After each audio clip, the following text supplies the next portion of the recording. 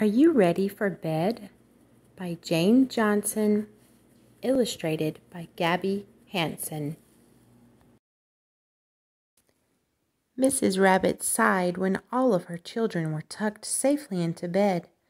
"Ah, peace and quiet at last," she said. But Mrs. Rabbit had spoken too soon. "Mommy, I can't sleep," said her youngest child, Little Bunny, interrupting her first snore.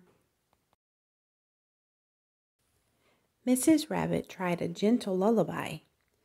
"Hush-a-bye, bunny, on the treetop.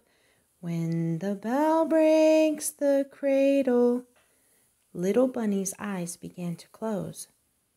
"Is my bunny sleepy now?" whispered Mrs. Rabbit, so as not to wake the others.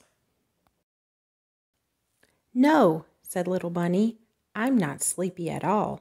He wanted to stay up all night long with his mommy." Mrs. Rabbit tried a bubble bath. "Rub-a-dub-dub, my bunny needs a scrub," she laughed.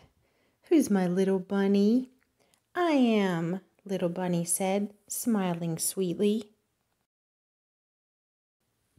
"Well now, darling, I think it's bedtime," Mrs. Rabbit said hopefully, drying his fur. "No," said Little Bunny, "it's not bedtime yet." Mrs. Rabbit tried warm milk. "Swirly, whirly, creamy white," she yawned. "Time to cuddle and say good night." "Cuddle, yes. Good night, no," said Little Bunny. He wanted to stay up with his mommy forever. "Squeezy, huggy, snuggle up tight," he said happily. "Am I the best little bunny in the world tonight?" "I love all my bunnies the same, sleepyhead," said Mrs. Rabbit. "Then I'll never be ready for bed," said Little Bunny. "What am I going to do with you?" said his worn-out mother. Little Bunny jumped up excitedly. "Let's play bunny hops," said Little Bunny. "Hoppity, hoppity, hop, round and round the room till I—" "Flop," whispered Mrs. Rabbit.